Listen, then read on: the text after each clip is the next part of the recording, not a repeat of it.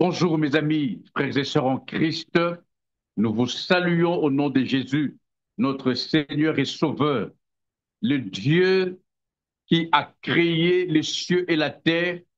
Il est avec nous, il est pour nous et il ne nous abandonnera pas. Je suis venu aujourd'hui, en ce grand dimanche, pour encourager quelques-uns parmi nous qui, à cause de multiples soucis de la vie provenant de tous parts, sont malheureusement, et un grand nombre sont en train d'abandonner, d'autres de changer des cantiques. Mais nous sommes là comme ces piliers, cette colonne, selon Apocalypse, pour nous confirmer que Dieu n'a pas changé et que Dieu nous aime. Dieu nous aime et rien ni personne ne peut changer cela. Nous sommes en train, euh, nous sommes en train de monter à un niveau, comme Paul disait, qui pourra nous séparer de l'amour de Dieu?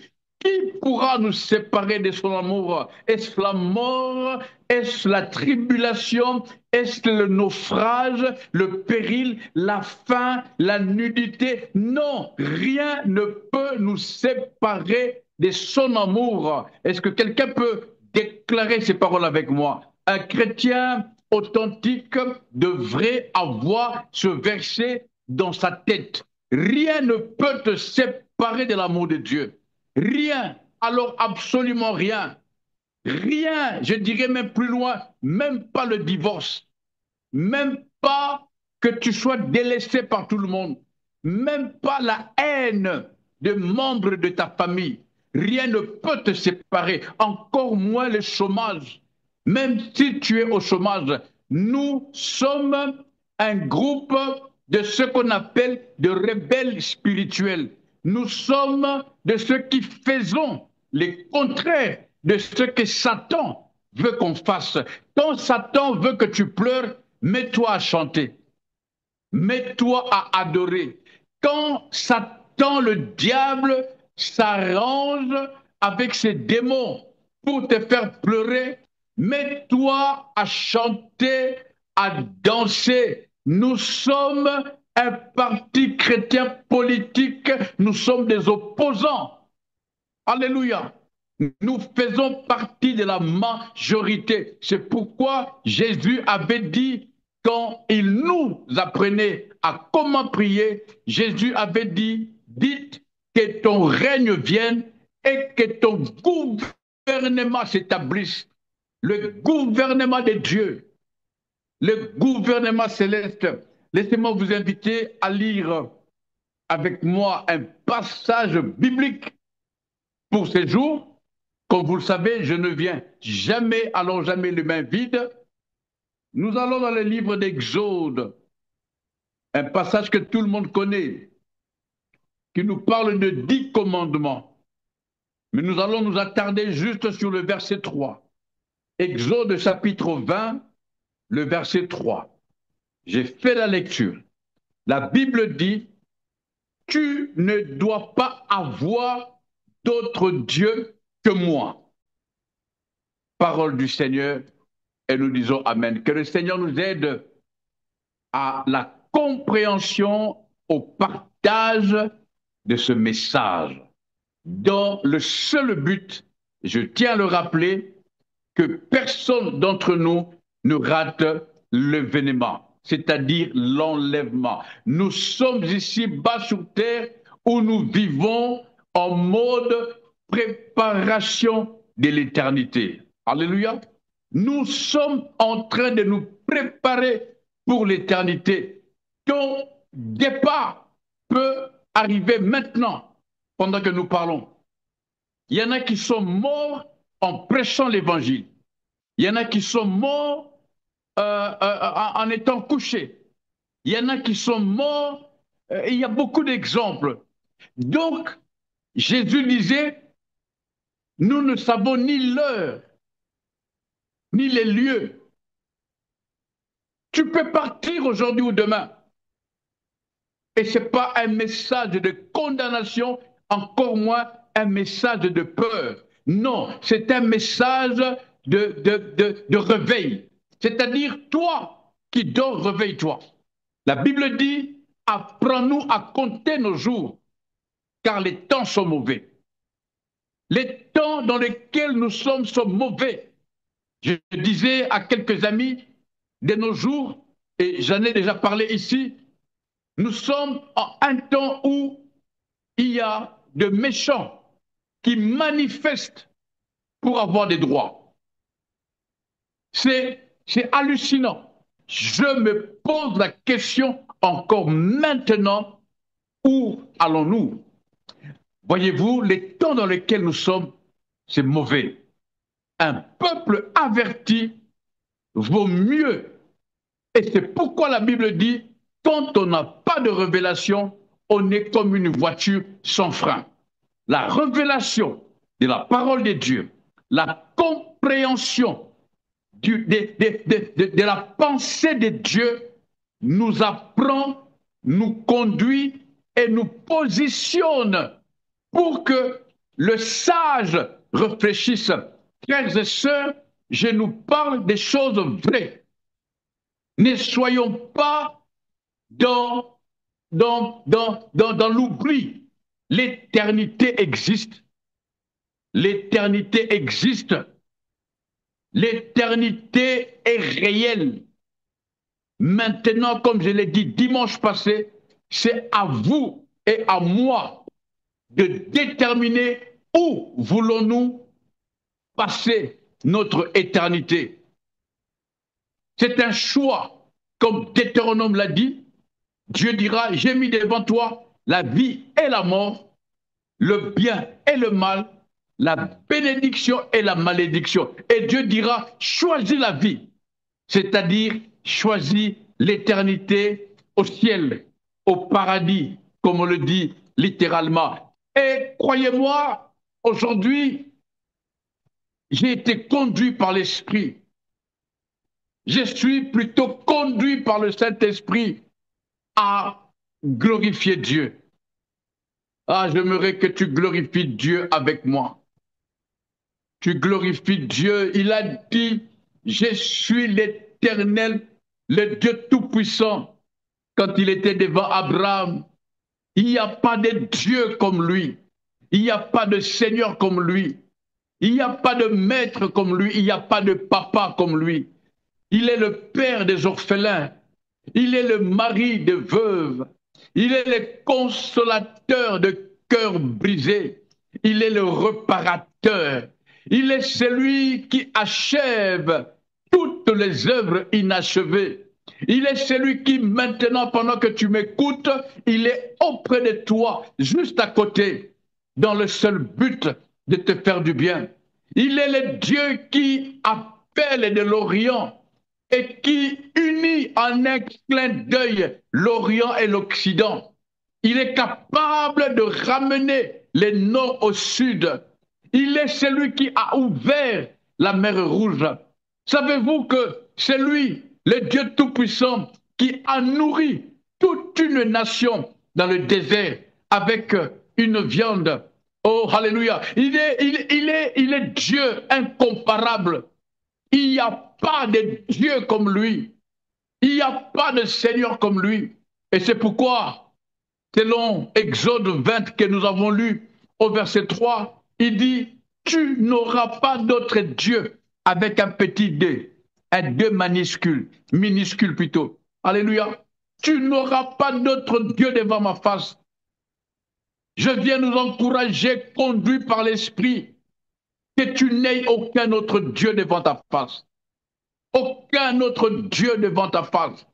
Si ce n'est Elohim, El Shaddai, si ce n'est le Dieu vivant, si ce n'est le puissant de Jacob, si ce n'est celui qui a créé les cieux et la terre. Moi qui vous parle, je crois que Dieu est celui qui a créé les cieux et la terre. Moi qui vous parle, je crois que Dieu, l'Éternel que je prêche, est le créateur Dieu de l'univers. Il est le créateur de tout l'univers. Il est le créateur Quelqu'un devrait dire avec moi Amen. Souvent, nous compliquons des choses. Ah, je témoigne et confesse qu'il n'y a pas de Dieu comme lui. Ici, sur cette plateforme cœur à cœur, nous proclamons qu'il n'y a pas de Dieu comme Adonai. La Bible dit, le nom de l'Éternel est une tour forte. Le juste y court et trouve refuge. Qui est Dieu si ce n'est l'Éternel? Qui est le rocher si ce n'est notre Dieu?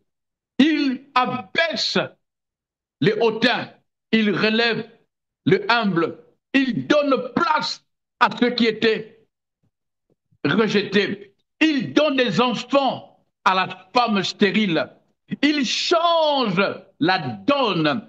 Joseph a dit, vous aviez médité de me faire le bien, mais Dieu a changé cela en bien. Dieu a la capacité maintenant, pendant que nous parlons, de changer le mal en bien. Je crois que Dieu est capable de transformer ta vie, de transformer ma vie, d'effacer totalement les dettes que tu as. Dieu,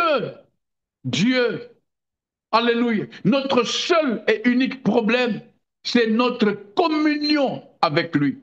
L'intensité de notre communion, la véracité de notre attachement avec Dieu. C'est là où le bas blesse.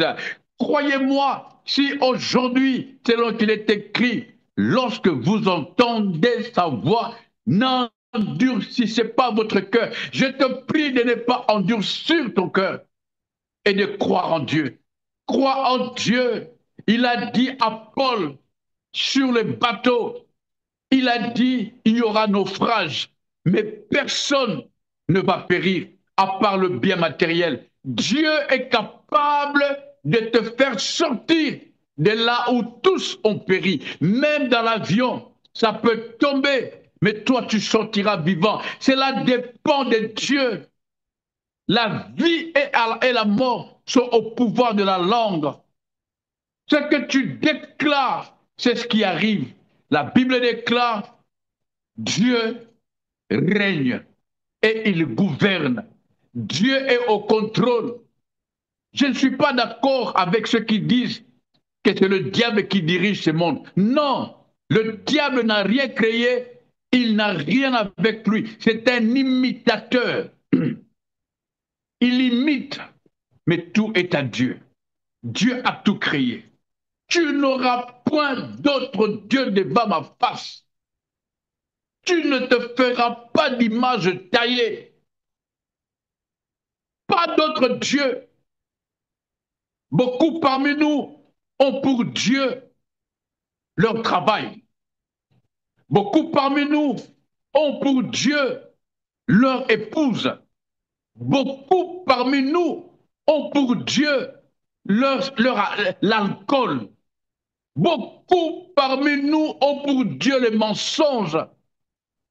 Tout ce sur quoi est basée ta vie prend la place de Dieu. Et c'est là les grands dangers. Nous ne devons pas, absolument pas, centrer notre vie sur autre chose, si ce n'est sur Dieu. La Bible va jusqu'à dire, maudit soit celui qui se confie en l'homme, c'est-à-dire celui qui a pour centre d'intérêt l'homme. Non, quelle que soit la fonction qu'il peut occuper, il peut être président de la République, il peut être roi, mais nous n'avons pas à miser ou à bâtir notre espérance, notre foi sur un être humain, quel qu'il soit. Notre espérance ne peut être bâtie que sur Dieu. C'est pour ça qu'il est dit, Dieu est un Dieu jaloux. Il ne partage pas sa gloire. Dieu ne partage pas sa gloire. les choses que le Saint-Esprit me donne à partager avec vous, frères et sœurs, c'est simplement nous attirer notre attention à ne pas nous laisser obséder, si vous permettez le terme, à ne pas nous laisser focaliser sur autre chose. La Bible, le psalmiste dit, quand on tourne nos regards vers lui, alléluia, quand on tourne nos regards vers Dieu, nous sommes rayonnants de joie. Notre visage ne se couvre pas de honte. Je nous interpelle, je nous encourage maintenant à nous tenir devant la face de Dieu, à genoux, le main levée, tout notre être tourné vers Dieu et vers Dieu seul. Il est la clé, il est la solution. Ce n'est pas pour rien qu'il nous a donné cet ordre. Ce n'est pas une demande, mais c'est un ordre que Dieu a donné à tous ceux qui lui appartiennent. Vous n'aurez plus d'autre Dieu devant ma face. Vous n'aurez pas d'autre Dieu. D'où est venue la force de Shadrach, Meshach, Abednego? Nous en parlons souvent. Mais ces amis ont passé des temps difficiles. Ils ont été menacés à être jetés dans la fournaise ardente. La Bible dit, la fournaise fut chauffée 7 fois. Ils ont été jetés dedans. Ils ont connu le difficile, mais ils sont restés fermes parce qu'il leur a été dit, ah, vous n'aurez plus d'autre Dieu devant ma face. Ils ont dit au roi, nous n'avons rien contre toi, mais nous n'allons pas nous prosterner devant ta statue parce que notre Dieu nous a recommandé de ne pas le faire. Ne t'agenouille devant rien au nom de Jésus. Je prie pour toi. Ne t'agenouille devant personne. Ne t'agenouille devant aucune menace. Ne te laisse pas ébranler par les menaces de ce genre de ce monde. J'étais quelque part où on m'a dit, le pays dans lequel où je suis actuellement, tous les jeunes sont poussés dans des loges. On leur impose un mode de vie qui n'a rien à voir avec Dieu, dans le but d'avoir de l'argent, d'avoir le pouvoir, d'avoir de l'ampleur, d'avoir le succès. Ah, combien est-ce que j'ai pas? Je suis triste. Même là maintenant, à y penser, je suis triste. C'est pourquoi, pour tous les parents qui sont connectés, ne cessons pas de prier pour nos enfants. Les temps sont mauvais, les temps sont durs. Prions pour nos enfants, nos jeunes garçons, nos jeunes filles. Le diable s'est organisé. Il y a des embûches, il y a des propositions mauvaises, démoniaques, pour voler nos enfants, pour voler les étoiles de nos enfants. Papa, maman, prions.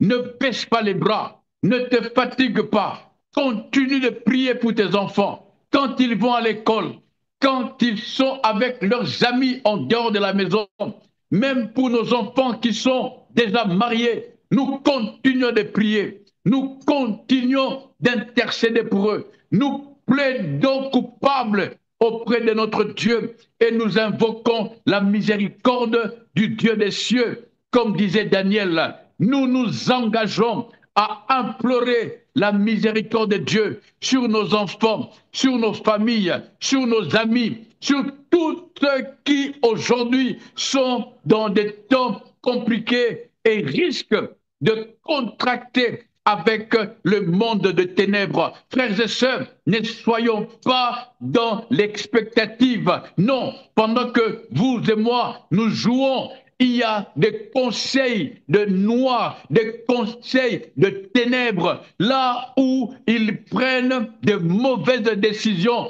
dans le seul but de détruire le peuple les enfants de Dieu. C'est pourquoi nous continuons à prier. Ici, sur cette plateforme cœur à cœur, nous continuons à prier. Dans nos maisons respectives, continuons à prier. Ne baissons pas les bras. Restons de ceux qui avons une foi inébranlable dans le Dieu d'Israël, le Tout-Puissant de Jacob. Je vous ai dit sûrement le dimanche passé, mon fils a eu de sérieux problèmes à l'école parce que ses amis et d'autres personnes, pour ne pas citer leur nom, voulaient qu'il maudisse Israël parce que Israël est en train de bombarder Palestine. Et mon fils ne comprenait pas. Papa, tu m'as toujours dit que la Bible nous demande de bénir Israël. Mais à l'école, on m'a dit ça, ça, ça. J'ai dit à mon fils, je prie pour toi. Mais quoi qu'on t'ait dit à l'école, continue de bénir Israël. Continue de bénir Israël. Alléluia. Soyons sous nos gardes. Ne baissons pas les bras. Les temps sont mauvais. C'est pourquoi, depuis que je préparais ce message, le Seigneur m'a mené juste à la pensée de reconnaître Dieu. Il est souverain. Dieu est souverain. Alléluia. Dieu est souverain. Il est souverain dans ta maison. Il est souverain dans ton couple. Il est souverain, quel que soit ce que tu traverses. Vous savez, pendant que je vous parle, je viens d'enterrer, pas plus tard que dimanche passé, mon beau-frère, un homme merveilleux, un homme magnifique. Je vous le dis, un bon monsieur. Je viens de l'enterrer dimanche passé, juste à cause d'un problème des dents. Il est parti en bonne santé, fort, avec un avenir. Il est parti à peine 60 ans. Nous avions fêté ses 60 ans le 12 août et voici que le 27 septembre, il est parti et nous l'avons enterré le dimanche 5 octobre. Ne joue pas avec la vie. Si Dieu t'a donné le privilège d'être compté parmi les vivants, ne joue pas avec ta vie. Tu peux partir demain. C'est pourquoi ma présence ici, sur cœur à cœur, c'est pour nous préparer à l'éternité. Je ne nous parlerai pas des costumes. Je ne veux pas nous parler de gagner de l'argent, des millions. Non! Écoutez-moi. Tout celui, toute personne qui se prépare à l'éternité, Dieu le bénit ici-bas. Alléluia. Si j'étais toi, j'allais crier Alléluia. Et je sais de quoi je parle. Toute personne, homme ou femme, qui se décide de vivre sérieusement l'éternité, de préparer son éternité, Dieu va te bénir ici-bas. Tu connaîtras la gloire, tu connaîtras le succès, tu vivras l'opulence ici-bas sur la terre. Ne te laisse pas embrouiller par les mensonges du diable. Tu n'as pas échoué ta vie. J'ai un jeune frère qui a mis sur Facebook, je suis pauvre, je viens de la famille pauvre, il se plaignait. Mon épouse et moi, on l'a fortifié.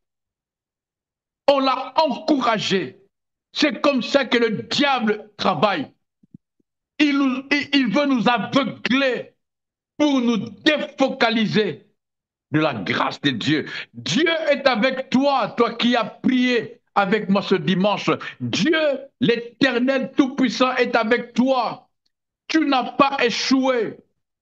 Tant qu'il y a la vie, il y a de l'espoir. Ah, il y a de l'espoir. Demain, le meilleur t'attend. Le meilleur est devant toi. Ne baisse pas les bras. Ne te décourage pas. Garde Dieu devant ta face. Ah, garde Dieu devant ta face. Ouvre tes yeux spirituels. Tu verras la gloire de Dieu devant ta face. Marche dans l'amour de Dieu. Travaille le chantier qui est ton caractère, ton comportement. Sois assidu au temple. Ne rate pas les réunions. Ne rate pas les temps de prière. Prie avec ta femme.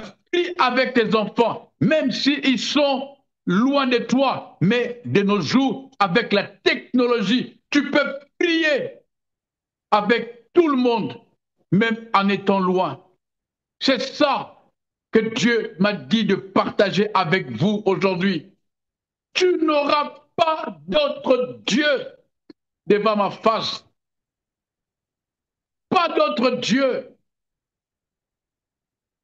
Shadrach, Meshach, Abednego ont dit, si le Dieu que nous sommes, nous servons, n'intervient pas, mais nous n'allons jamais nous prosterner devant la statue. Parce que nous n'avons pas le droit d'avoir un autre Dieu.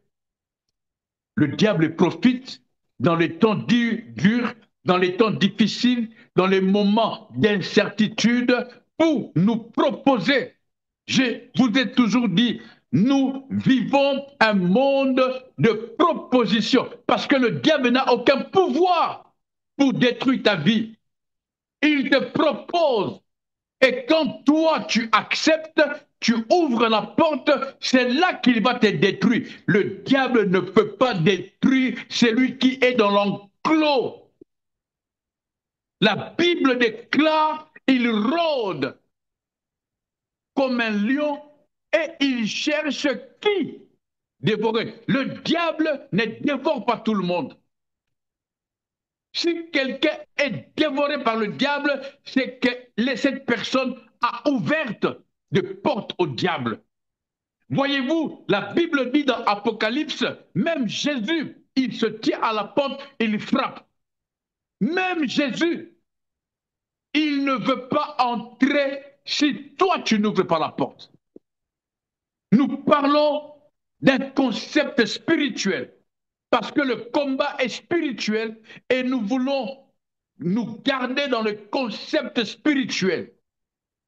Tout est spirituel. Tout est spirituel. Au nom de Jésus. Même Jésus, la Bible dit, il frappe. Si quelqu'un entend et ouvre, à combien plus forte raison le diable n'a aucun pouvoir d'entrer et de détruire ta vie si toi-même tu ne lui donnes pas la permission, si toi-même tu ne lui as pas donné accès à ta vie. Soyons vigilants, soyons sobres, n'ayons pas d'autre Dieu si ce n'est El Shaddai, le Dieu créateur du ciel et de la terre, le maître de l'univers, le puissant de Jacob. C'est lui qui a créé l'univers, c'est lui qui règne, l'alpha et l'oméga, le puissant de Jacob, c'est lui qui appelle à l'existence des choses qui n'existent pas comme si elles existaient. C'est lui qui a ta vie entre ses mains. Je te dis, ne te fraye pas, ne t'épouvante pas, ne sois pas dans la dépression. Même quand tu reçois encore des réponses négatives, sache que celui qui est au contrôle de ta vie, il s'appelle El Shaddai, il est Yahvé Nissi, il est Yahvé Sabaoth, Yahvé Tchikenu, le Dieu d'éternité, c'est lui qui a entre ses mains même le cœur de roi, il est capable de changer ta vie en un clin d'œil. Rien n'est impossible à Dieu. C'est ce que l'ange avait dit à Marie. Rien n'est impossible à Dieu. Ce qui est impossible aux hommes n'est pas impossible à Dieu, parce que le monde et tout ce que contient le monde lui appartient.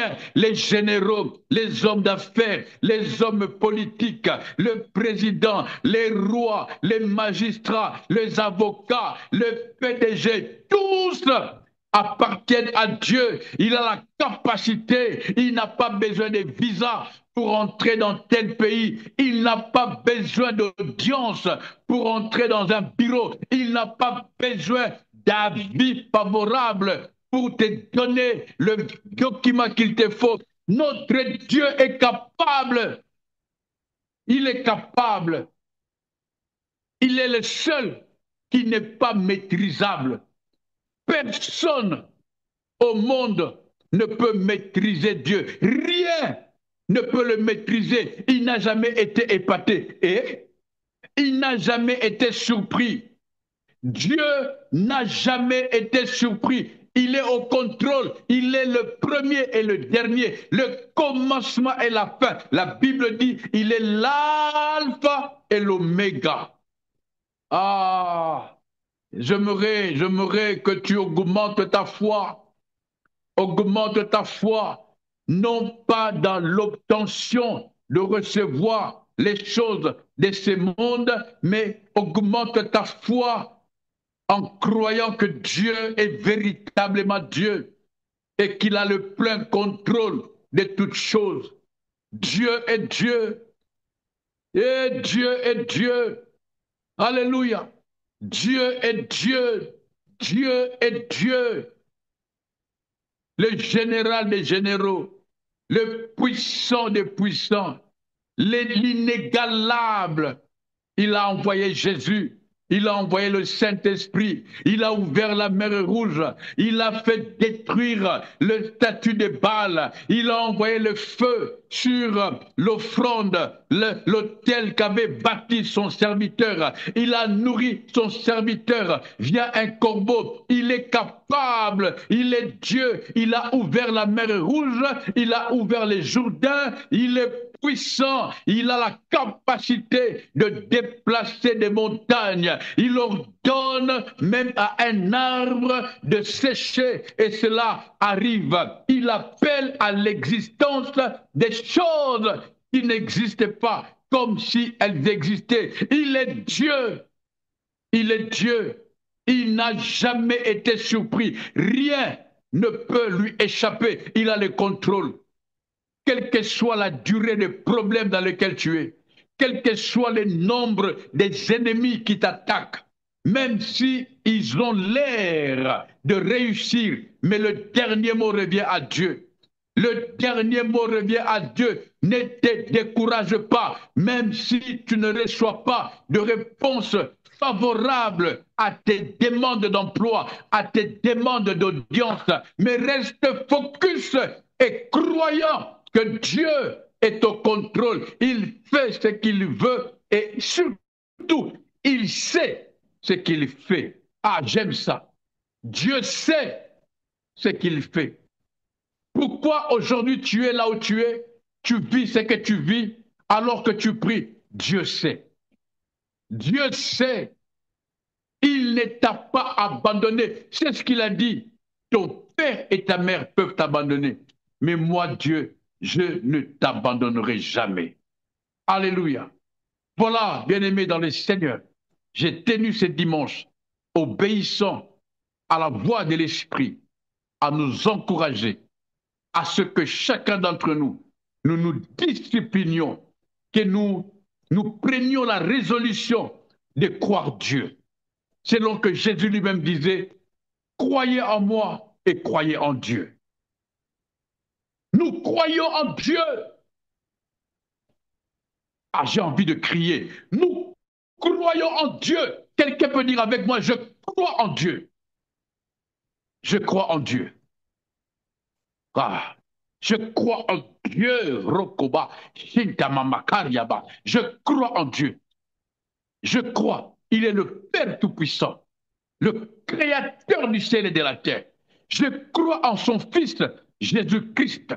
Je crois au Saint-Esprit. Je crois à la Sainte Église universelle, la communion des saints, la rémission des péchés. Je crois en la vie éternelle. Je crois en Dieu. Je crois. Même si la mort est devant moi, je continuerai de croire en Dieu. Nous devons atteindre le niveau que Paul a atteint et même le dépasser et nous dire, rien ne peut nous séparer de l'amour de Dieu. Même dans la famine, je crois en Dieu. Même dans le péril, je veux continuer de croire en Dieu. Rien ni personne ne peut me séparer parce qu'il me dit dans Exode 20 que nous avons lu au verset 3, tu n'auras pas d'autre Dieu, il n'y en a pas d'autre. Les autres sont des fabrications des mains d'hommes. Il y en a qui ont fabriqué des dieux avec le bois, ils l'ont taillé. Et après, quand ils ont froid, ils ont pris leur dieu, ils l'ont mis dans le fourneau pour se réchauffer. On ne peut pas faire ça à l'Éternel. La Bible dit, c'est l'Éternel qui est Dieu. Quelqu'un dit avec moi, c'est l'Éternel qui est Dieu. C'est l'Éternel qui est Dieu. C'est l'Éternel qui est Dieu. C'est l'Éternel qui est Dieu. Il est merveilleux. Alléluia, il est merveilleux. Il est merveilleux. Alléluia, il est merveilleux. Et il fait des bonnes choses. Si je continue de prier, si je continue de croire en Dieu, c'est parce que j'ai entendu parler de lui. J'ai entendu de quoi il est capable. Il peut faire sortir toute une nation de l'esclavagisme. À combien plus forte raison ma famille? Si Dieu peut délivrer toute une nation, qu'en sera-t-il de ma famille? Si Dieu peut faire passer son peuple à traverser la mer Rouge à sec, qu'est-ce que c'est que quelques factures devant lui? Si Dieu est capable de donner Jésus, de donner son esprit, qu'est-ce que c'est que le travail pour Dieu? D'autant plus que c'est lui-même qui a dit, l'homme doit travailler pour vivre. Et donc si tu as en toi l'envie, le vouloir de travailler, tu auras le travail. Si jusqu'à présent tu ne l'as pas, il y a deux raisons, selon Pépé. Ou soit tu n'es pas attaché à Dieu, ou alors la deuxième raison, la plus importante, Dieu sait quel travail il te faut. Tu n'es pas appelé à travailler dans toutes les sociétés. Ne te vends pas au rabais. Tu es plus que ça. Dieu te voit très haut. Alors, ne te vends pas très bas à cause de la souffrance. Non, tiens ferme. Tu vivras. Ah, tu vivras. La Bible dit, tu vas acheter sans argent. Tu vas acheter sans argent. Demande aux enfants d'Israël. Tu vivras et tu tiendras ferme. Et un jour, tu regarderas en arrière, comme on le dit, et tu diras, ça n'a pas été facile, mais tu l'as fait. Oh, que Dieu soit béni, frères et sœurs. Soyons ensemble de ceux-là qui nous décidons de ne pas lâcher. Alors, pas une seule fois, mais de tenir ferme, selon qu'il est dit, la fin d'une chose vaut mieux que son commencement. Amen. Soyez bénis. C'était votre frère Pépé Mwamba. Depuis Kinshasa, je suis actuellement à Kinshasa pour le deuil, comme je viens de le dire, et cela ne m'empêche pas de me tenir devant vous et de partager l'évangile, la bonne nouvelle, pour que vous et moi, qui sommes encore en vie, puissions nous préparer pour l'éternité. Nous nous donnons rendez-vous les dimanches prochains à la même heure, 15 heures pour nos amis de Montréal, des États-Unis, et 21 heures pour ceux de Bruxelles, Belgique, la France, l'Allemagne, la Hollande, et ensemble dans le seul but de partager la parole, la bonne nouvelle, de nous encourager. Celui qui se prépare. J'aimerais, si possible, que la régie écrive ça.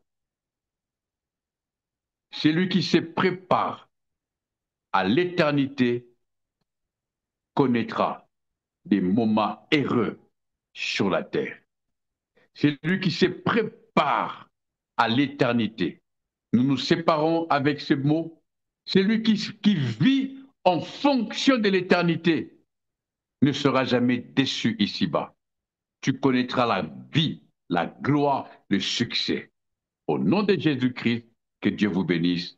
Bye bye.